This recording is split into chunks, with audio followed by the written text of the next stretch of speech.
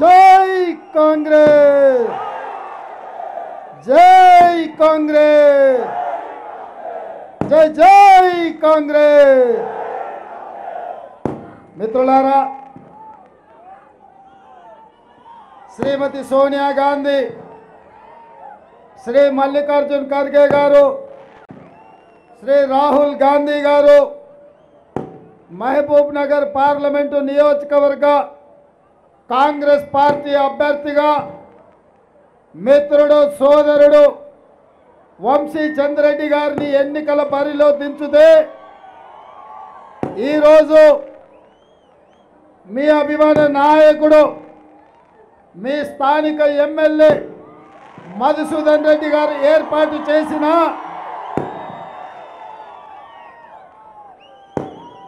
వీధి మలుపు సమావేశం అని ఏర్పాటు చేస్తే కృష్ణా నది పరవళ్ళు తొక్కుతూ మన కొత్తకోటను ముంచెత్తుతే ఎట్లా ఉంటుందో ఇవాళ మీరందరూ సునామీ కొత్తకోటను కప్పేస్తే మీ అభిమానంతో మీ ఆదరణతో నేను తన్మయత్వం చెందిన ఈ జన్మలో ఎంత మీకోసం కష్టపడ్డా, ఎంత చేసిన ఈ ప్రాంత అభివృద్ధికి మీ అభిమానం ముందు సరిపోదు అని చెప్పి సవినయంగా మీ అందరికీ గుర్తు చేస్తున్నా. మిత్రులారా, ఈ వేదిక మీద మళ్ళీ తెలంగాణ ఉద్యమానికి పునాదులు వేసిన డాక్టర్ చిన్నారెడ్డి గారు, మన మాజీ పార్లమెంట్ సభ్యులు, తెలంగాణ ప్రభుత్వ ప్రత్యేక ప్రతినిధి ఢిల్లీలో ఏపీ జితేందర్ రెడ్డి గారు, మన జిల్లా పార్టీ అధ్యక్షులు రాజేందర్ యాదవ్ గారు, వేదిక మీద పెద్ద నాయకులందరూ, జిల్లా పార్టీ నాయకులు, రాష్ట్ర స్థాయి నాయకులు, మండల పార్టీ అధ్యక్షులు మిత్రుడు జీవన్ రెడ్డి గారు, గ్రామ స్థాయి అధ్యక్షులు, ప్రాణ సమానులైన కాంగ్రెస్ పార్టీ కార్యకర్తలు వేలాదిగా తరలి వచ్చి రేవంత్ అన్న నీకు అండగా నీకు తోడుగా ఈ ఎన్నికల్లో ఈ జిల్లాలో మేము ఉంటాం, ఎవరు వచ్చినా ఎదుర్కొంటాం, గజ్వేల్ నుంచి కేడీ వచ్చినా, ఢిల్లీ నుంచి మోడీ వచ్చినా ఈ పాలమూరు జిల్లాలో ఓటమి తప్పదు అని మీరు చూపించిన అభిమానంతో ఆ భవనాల మీద వేలాదిగా మా అక్కలు, మా ఆడబిడ్డలు, మా చెల్లెళ్ళు ఎక్కడికక్కడ దిక్కులు పిక్కటిల్లేలా జై కాంగ్రెస్ అంటుంటే 1,00,000 మెజార్టీతోని మహబూబ్ నగర్ పార్లమెంటు నియోజకవర్గం 3 రంగుల జెండా ఎగరేస్తామన్న సంపూర్ణ విశ్వాసం నాకు కలిగింది. సోదరులారా, ఇవాళ మీరు అనుకుంటుండొచ్చు మీరేమంత ఎక్కడి నుంచో వచ్చిండని, అమెరికాలో చదువుకొని వచ్చిండను, లేకపోతే వాళ్ళ తాతలు తండ్రులు పెద్ద పెద్ద రాజకీయ నాయకులు అయ్యుండి వాళ్ళ అవకాశం ఇస్తే వారసత్వం మీద ఇవాళ మీ ముందు ముఖ్యమంత్రిగా నిలబడ్డాడని ఎవరైనా అనుకుంటున్నారేమో నాకు తెలియదు. కానీ ఈ ప్రాంతంలో ఉన్న వాళ్ళందరికీ, వనపర్తిలో చదువుకున్న మిత్రులందరికీ మీ రేవంత్ అన్నకు గల్లీ గల్లీలో నాకు 13 సంవత్సరాలు ఉన్నప్పుడు వనపర్తికి 7వ తరగతి చదువుకోవడానికి వచ్చినప్పటి నుంచి మొదలు పెడితే ఈ 40 సంవత్సరాలు ఈ ప్రాంతంతోని, ప్రజలతోని, విద్యార్థులతోని, ఈ కొత్తకోట పట్టణంతో నాకు అవినాభావ సంబంధం ఉన్నది. నేను చదువుకున్నది కేటీఆర్ నగర్లో, నేను చదువుకున్నది జిల్లా పరిషత్ హై స్కూల్లో, నేను చదువుకున్నది గవర్నమెంట్ జూనియర్ కాలేజ్ వనపర్తిలో. ఆనాడు నేను మీకందరికీ తెలవాలి, నా 10వ తరగతి అయిపోయిన ఎంబడే ఇంటర్మీడియట్ ఫస్ట్ ఇయర్లో ఉన్నప్పుడు ఆనాడు రాజీవ్ గాంధీ గారు యూత్ కాంగ్రెస్ ప్రెసిడెంట్ గా చిన్నారెడ్డి గారికి కాంగ్రెస్ టికెట్ ఇస్తే ఆ ఎన్నికల్లో చిన్నారెడ్డిని గెలిపించాలని ఆనాడు వనపర్తిలో ఉన్న కొత్తకోట గల్లీలో గోడల మీద రాతలు రాసి కాంగ్రెస్ పార్టీని గెలిపించండి, చిన్నారెడ్డిని ఎమ్మెల్యేని చేయండి అని చెప్పి ఈ ప్రాంతంలో గల్లీ గోడల మీద చిన్న ఎన్నికల కోసం రాతలు రాసినోడిని. ఇవాళ మిత్రులారా, నల్లమల్ల అడవుల ఎక్కడో మారుమూల కొండారెడ్డిపల్లిలో పుట్టిన నేను, ఈ వనపర్తిలో చదువుకున్న నేను, ఈ కొత్తకోట ప్రాంతంలో పెరిగిన నేను, మా అన్న మా సోదరుడు భూపాల్ రెడ్డి గారు ఈ కొత్తకోటలో ఎన్నో సంవత్సరాలు పోలీసు ఉద్యోగం చేసిండు. ఈ ప్రాంతంలో ప్రతి ఒక్కరికి గ్రామాన తండాలలో బస్తీలలో మా సోదరుడి పేరు తెలుసు. మా సోదరుడికి ఇక్కడ మిత్రులు ఉన్నారు. నేను కూడా మీలాంటోనే, మీలో ఒకడినే. కాంగ్రెస్ పార్టీ అవకాశం ఇచ్చింది, సోనియమ్మ ఆశీర్వదించింది. ఇవాళ తెలంగాణ రాష్ట్రానికి నేను ముఖ్యమంత్రి అయితే మీ రక్తాన్ని చెమటగా మార్చి, మీ చెమటను దారపోసి, మీ భుజాలు కాయలు కాసేలా కాంగ్రెస్ పార్టీ జెండాను మోసి ఈ జిల్లాలో 14 సీట్లుంటే 12 మంది ఎమ్మెల్యేలను గెలిపించడం ద్వారా మీ ఆశీర్వాదంతో ఈ పాలమూరు బిడ్డ తెలంగాణ రాష్ట్రానికి 2వ ముఖ్యమంత్రిగా బాధ్యత చేపట్టిండు. మిత్రులారా, 70 సంవత్సరాల క్రితం ఆనాడు ఏర్పడ్డ హైదరాబాద్ రాష్ట్రానికి మొట్టమొదటి ముఖ్యమంత్రిగా మన పాలమూరు బిడ్డ బూరుగుల రామకృష్ణారావు గారు ముఖ్యమంత్రి అయితే, మళ్ళీ 70 సంవత్సరాల తర్వాత ఈ గడ్డ మీద పుట్టిన బిడ్డకు తెలంగాణ ముఖ్యమంత్రి అయ్యే అవకాశం వచ్చింది. అది ఉమ్మడి రాష్ట్రం కావచ్చు, ప్రత్యేక తెలంగాణ కావచ్చు, ఉద్దండులు మేధావులు ఈ జిల్లాలో పుట్టినా, ఈ జిల్లా నుంచి ప్రాతినిధ్యం వహించిన ఏ రోజు అవకాశం రాలే.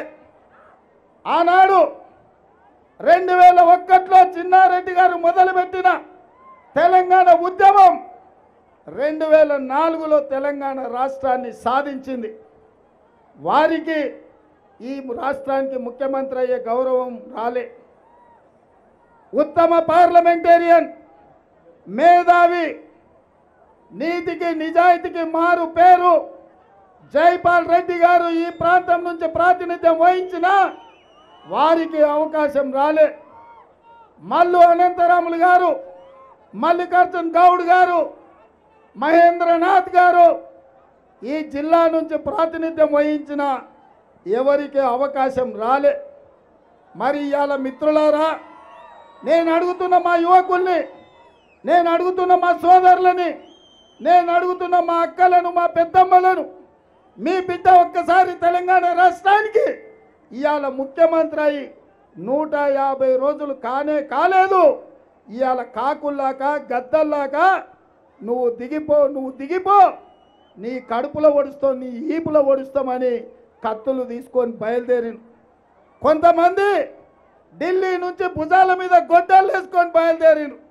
ఈ రాష్ట్రానికి పాలమూరు బిడ్డ ముఖ్యమంత్రిగా ఉండొద్దు, ఈ ప్రభుత్వాన్ని పడగొడతామని వాళ్ళు వచ్చిండ్రు.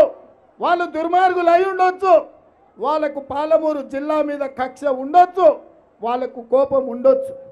మరి ఇవాళ ఈ జిల్లాలో ఉన్న వాళ్ళు మొదటిసారి మన జిల్లాకు అవకాశం వచ్చినప్పుడు పార్టీలకు, రాజకీయాలకు, ఎజెండాలకు, జెండాలకు అతీతంగా అండగా నిలబడి ఈ ప్రాంతాన్ని అభివృద్ధి చేసుకునే అవకాశం వచ్చింది. అట్లా కాకుండా శత్రువు పంచన చేరి ఇవాళ మనల్ని దెబ్బతీయాలని చూస్తున్నారు. నిన్న మొన్న నేను చూసిన టీవీలలో, పేపర్లలో మా డీకే అరుణమ్మ మాట్లాడుతుంది, రేవంత్ రెడ్డి నా మీద పగబట్టిండు, రేవంత్ రెడ్డి నన్ను ఓడగొట్టాలనుకుంటుండు, నేను మాత్రం కాంగ్రెస్ను ఓడగొట్టే వరకు ఊరుకునేదే లేదు, కాంగ్రెస్ను ఖతం చేస్తా అని డీకే అరుణమ్మ అంటుంది. నేను అడుగుతున్న మా సోదరుని, మా మిత్రులని, మా చిన్నను, ఎందుకు అరుణమ్మ ఏమన్యాయం చేసింది కాంగ్రెస్ నీకు అని నేను అడుగుతున్నా. ఎందుకమ్మా నిన్ను కిలాకన్పురం నుంచి, నిన్ను పాన్గల్ నుంచి కాంగ్రెస్ జడ్పీటీసీ చేసినందుకు కూడగొట్టాలనా? నిన్ను గద్వాలకు ఎమ్మెల్యే చేసినందుకు కూడగొట్టాలనా? నిన్ను ఉమ్మడి రాష్ట్రంలో మంత్రిని చేసినందుకు కూడగొట్టాలనా? ఇవాళ రాష్ట్రంలో దేశంలో డీకే అన్నం అంటే గుర్తుపడుతున్నారంటే అది కాంగ్రెస్ పుణ్యమే కదా, కాంగ్రెస్ పార్టీ కార్యకర్తల త్యాగమే కదా. ఇవాళ కాంగ్రెస్ను ఖతం చెయ్యాలని నరేంద్ర మోడీ చేతిలో సురకత్తివై మా కడుపుల్లో పొడవాలని, మమ్మల్ని వెన్నుపోటుతో దెబ్బతీయాలని నువ్వు ఆలోచన చేస్తున్నావా? నేను అడుగుతున్న మిత్రులారా, ఇవాళ నేను కాంగ్రెస్ను గెలిపించాలా అనుకుంటున్నా అంటే కాంగ్రెస్ పార్టీ జర్రసేపు ఆగురా నాయన, జర్రావు ఏ జరా. ఇవాళ నేను కాంగ్రెస్ పార్టీని గెలిపించాలని అడుగుతున్నా అంటే కాంగ్రెస్ పార్టీ కొడంగల్లో నాకు ఎమ్మెల్యే టికెట్ ఇచ్చింది. ఓడిపోయినా పర్వాలేదని వెన్ను తట్టి మల్కాజ్గిరి పార్లమెంటు టికెట్ ఇచ్చి నన్ను గెలిపించింది. దేశంలోనే పెద్ద పార్లమెంటు నియోజకవర్గమైన మల్కాజ్గిరిలో గెలిస్తే కాంగ్రెస్ పార్టీ అధ్యక్షుడిని చేసింది. ఇవాళ తెలంగాణ రాష్ట్రానికి ముఖ్యమంత్రిని చేసింది. నేను అడుగుతున్నా, పాలమూరు బిడ్డలు నేను అడుగుతున్నా, ఇవాళ ఎక్కడో వనపర్తి గవర్నమెంట్ స్కూల్లో చదువుకున్న నన్ను, నల్లమల్ల అడవుల్లో కొండారెడ్డిపల్లి పుట్టిన నన్ను ఇవాళ తెలంగాణ రాష్ట్రానికి సోనియమ్మ ముఖ్యమంత్రిని చేస్తే నేను ఇవాళ కాంగ్రెస్ను గెలిపించాలని అడగడం నేరమా? కాంగ్రెస్ పార్టీని, వంశీ చంద్రెడ్డిని ఎంపీగా గెలిపించండి. మా ప్రాంతాన్ని అభివృద్ధి కోసం, మా ప్రాంత నిరుద్యోగ యువకుల ఉద్యోగ ఉపాధి అవకాశాల కోసం నేను పాటుపడతా అని చెప్తున్నా. ఇది నేను చేసిన తప్ప? ఇది నేను చేసిన నేరమా? ఎవరైనా ఢిల్లీకి రాజైనా తల్లికి బిడ్డనే అన్నారు కదా.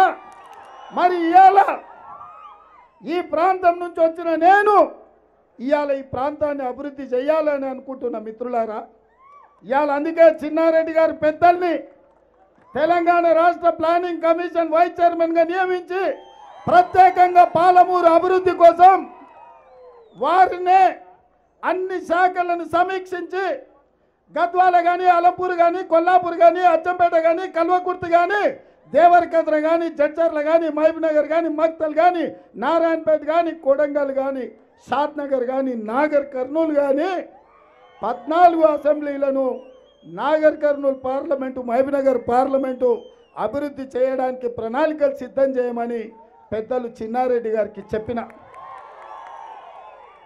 వారు తయారు చేసిన ప్రణాళికలను కేంద్రం నుంచి నిధులు తేవడానికి, కేంద్ర ప్రభుత్వ అనుమతులు తేవడానికి పెద్దలు జితేందర్ అన్నను ప్రత్యేక ప్రతినిధిగా ఢిల్లీలో కూర్చోబెట్టిన.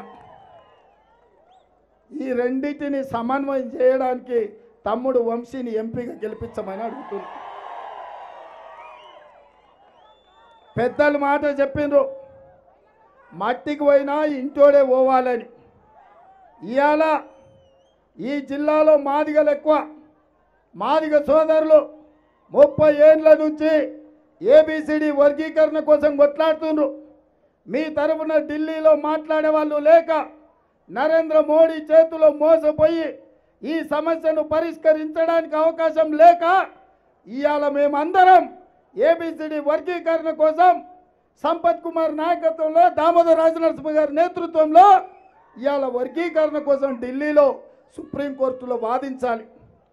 నాకు అత్యంత నమ్మకస్తుడు, సన్నిహితుడు ఉండాలి కదా ఎంపీగా. అందుకే ఏబిసిడి వర్గీకరణ కోసం ఇవాళ వంశీచంద్రెడ్డిని గెలిపించమని నేను అడిగిన.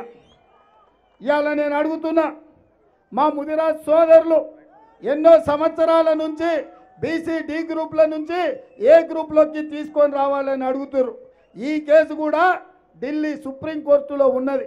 మరి మా ముదిరాజు సోదరుల యొక్క ఆలోచనను బీసీ డి గ్రూప్ నుంచి ఏ గ్రూప్లోకి తేవాలంటే సుప్రీంకోర్టులో న్యాయవాద ఉద్దండులను నియమించాలంటే వాళ్ళతోని మాట్లాడి ఆ సమస్యను పరిష్కరించాలి అంటే వంశీచంద్రెడ్డిని ఎంపీగా గెలిపించమని నేను అడుగుతున్నా.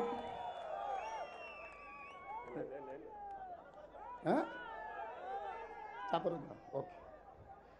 అందుకే ఇవాళ మా వాల్మీకి బోయలు ఎన్నో ఏళ్ల నుంచి ఎస్టీ జాబితాలో చేర్చాలి అంటున్నారు. అసెంబ్లీ తీర్మానం చేసినా సరిపోదు, ఢిల్లీలో కేంద్ర ప్రభుత్వం నుంచి వాల్మీకి బోయలను ఎస్టీ జాబితాలో చేర్పించాలి. మరి ఎవరిని నమ్మాలి, ఎవరికి బాధ్యత ఇవ్వాలి? అందుకే మిత్రులారా, మాదిగల సమస్యలు పరిష్కరించాలన్నా, బోయల సమస్యను పరిష్కరించాలన్నా, మా ముదిరాజు సోదరుల సమస్యను పరిష్కరించాలన్నా, పాలమూరు రంగారెడ్డి ఎత్తిపోతల ప్రాజెక్టును జాతీయ ప్రాజెక్టుగా కేంద్రం నుంచి రాబట్టాలన్నా రేపటి ప్రభుత్వంలో వంశీచంద్రెడ్డి ఎంపీగా ఉండాలి. కేంద్రంలో మన రాబోయే ప్రభుత్వంలో కీలక బాధ్యత పోషించాలి. అందుకే మిత్రులారా, ఇవాళ అరుణమ్మ చెప్తుంది, మోడీ చుట్టంలాక వస్తాడు, మళ్ళా పోతాడు, అమాసకోసారి పుణ్యానికోసారి వస్తాడు. 10 ఏళ్ళు ప్రధానమంత్రిగా ఉన్నాడు. ఎందుకు పాలమూరు రంగారెడ్డి ఎత్తిపోతల జాతీయ ప్రాజెక్టు ఇవ్వలే? ఎందుకు మాదిగల ఏబిసిడి వర్గీకరణ చేయలే? ఎందుకు ముదిరాజ్ సోదరులను ఆదుకోలేదు? ఎందుకు బోయల్ని ఎస్టీ జాబితాలో చేర్చలేదు? అరుణమ్మ ఏమైనా కొత్త ఆమెనా? ఆమె గద్వాల నుంచే ఉంది కదా, బోయలు తెలుసు కదా ఆమెకు. ఏ రోజైనా మోడీని అడిగిందా? ఏ రోజైనా మాదిగల వర్గీకరణ కోసం మాట్లాడిందా? ముదిరాజుల కోసం ఎప్పుడన్నా ఆలోచన చేసిందా? తొమ్మిళ్ళ ప్రాజెక్టు కట్టాలని చూసిందా? ఆర్టీఎస్ ప్రాజెక్టును పూర్తి చేసి నీళ్లు ఇవ్వాలని ప్రయత్నం చేసిందా?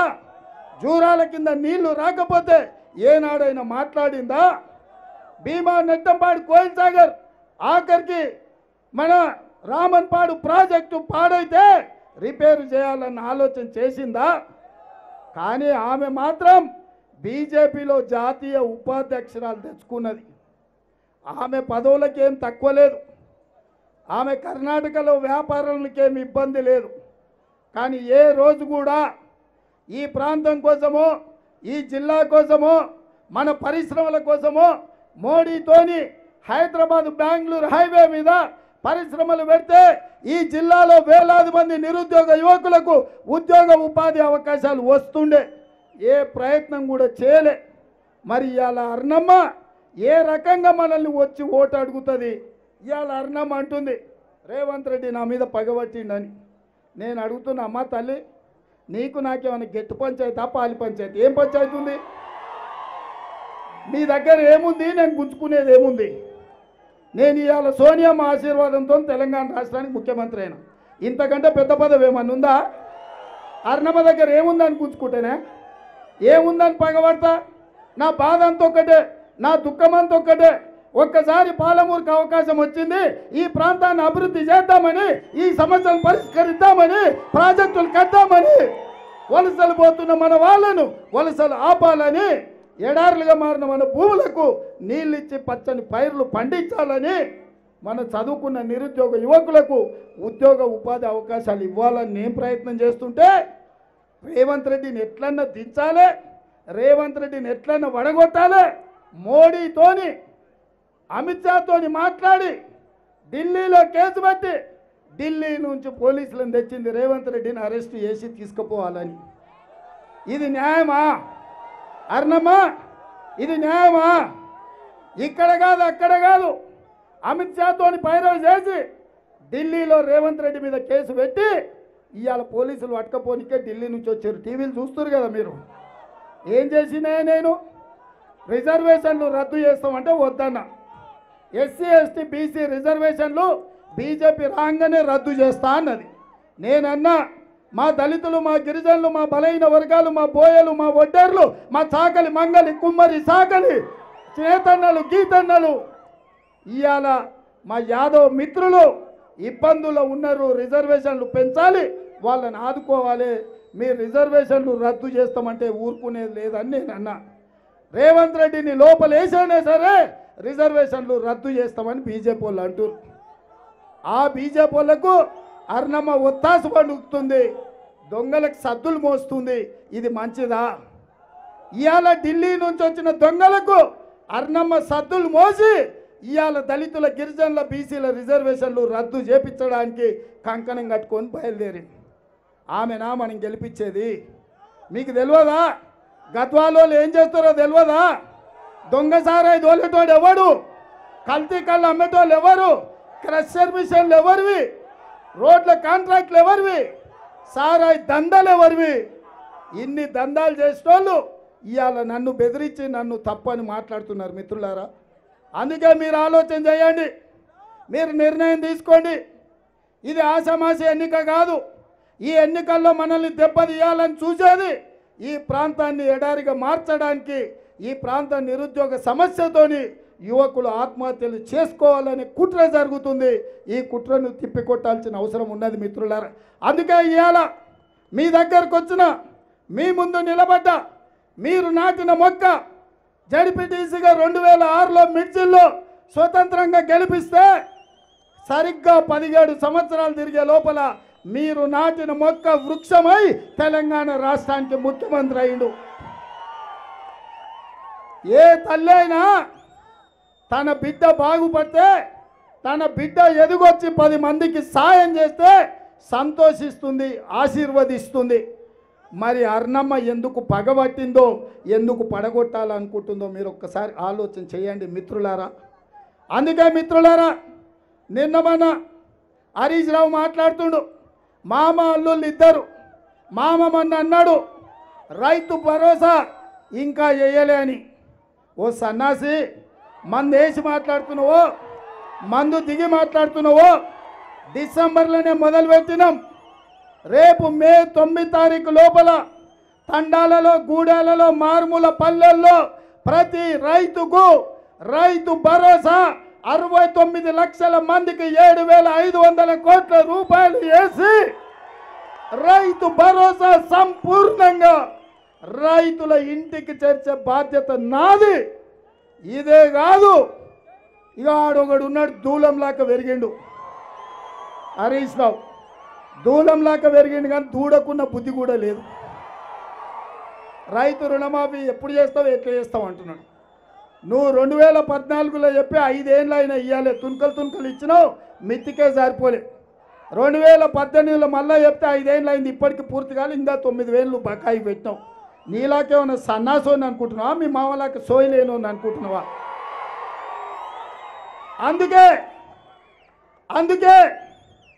అందుకే మిత్రులారా, ఈ కొత్త గడ్డ మీద నుంచి మాట ఇస్తున్నా, కురుమూర్తి స్వామి సాక్షిగా,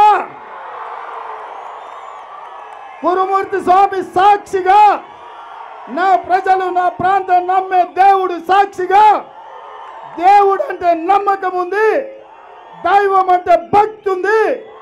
కురుమూర్తి స్వామి సాక్షిగా 15 ఆగస్టు లోపల 2 లక్షల రూపాయల రైతు రుణమాఫీ చేసి నా పాలమూరు బిడ్డల రుణం తీర్చుకుంటా. నా పాలమూరు రైతాంగం రుణం తీర్చుకోకపోతే నాకు ఈ జన్మనే వృధా. ఈ ముఖ్యమంత్రి కూర్చేందుకు నాకు మీలాక సోయి లేని ఏ రోకటి కాడ పాట వాడే తత్వం కాదు బిడ్డ నాది. మాట ఇస్తే మాట తప్పని మనిషి నేను. కాంగ్రెస్ పార్టీ సోనియమ్మ ఆశీర్వాదంతో చెప్తున్నా, 15 ఆగస్టు లోపల 2 లక్షల రుణమాఫీ చేస్తా బిడ్డ. రాజీనామా పత్రం రెడీగా పెట్టుకో. సిద్దిపేటకు శనిలాక పట్టినవు. ఈ దేశానికి 15 ఆగస్టు నాడు స్వతంత్రం వచ్చింది. ఈ రైతాంగానికి 15 ఆగస్టు నాడు ఈ బాకీల నుంచి, బ్యాంకుల నుంచి స్వతంత్రం ఇప్పిస్తా. నీ నుంచి నువ్వు పట్టిన శనిలాక సిద్దిపేటకు శనీశ్వరరావు నుంచి కూడా విముక్తి కలిగిస్తా 15 ఆగస్టు నాడు. ఇవన్నీ చేస్తా. ఈ మామ అల్లులను పాతరేస్తా అని చెప్పి మా సోదరుల అందరి ముందు నేను మాటిస్తున్నా. ఇక బీజేపీ వాళ్ళ గురించి ఒక్క 2 నిమిషాలు మాట్లాడుతానే. మనం బయ్యారం ఉక్కు కర్మాగారం అడిగినాం ఖమ్మంలో. ఏమిచ్చిరా మనకు? ఏమిచ్చిరు గట్టిగా చెప్పుర్రా నాయన. ఢిల్లీకి ఇంపియాలి, మోడీకి ఇంపియాలి. బయ్యారం ఉక్కు కర్మాగారం అడిగితే బీజేపీ వాళ్ళు ఏమిచ్చిర్రు? వరంగల్లో రైల్వే కోచ్ ఫ్యాక్టరీ అడిగితే బీజేపీ వాళ్ళు ఏమిచ్చిర్రు?